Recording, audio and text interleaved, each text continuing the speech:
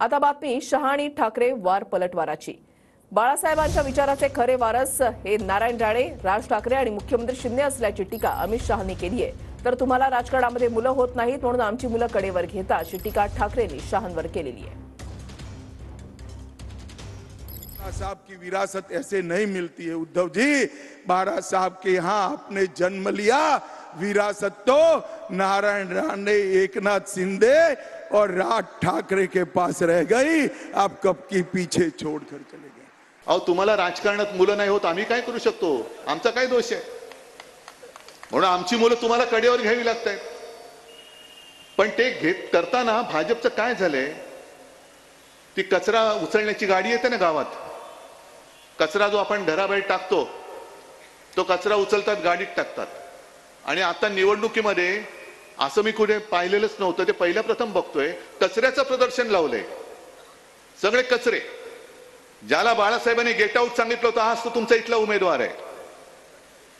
हीच मस्ती होती त्यावेळेला, तुला बघून घेतो, तुझं अमुक करून घेतो, काय घेतोस तू, जा घे काय करायचं कर, गेट आउट। आजच रत्नागिरीमध्ये जे आपल्याला नकली म्हणतात त्या बेअकली जनता पक्षाचे एक नेते येऊन तिकडे पचकून गेले।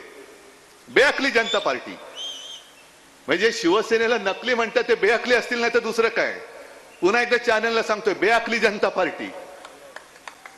आज हा नवीन शब्द दिलाय, कारण आजपर्यंत मी भेकड जनता पार्टी म्हणत होतो, काही लाज वाटायला तयार नाही। भाकड म्हणत होतो, काय लाज वाटत नाही। कमळाबाई म्हटलं, आता बेअकली म्हणतोय।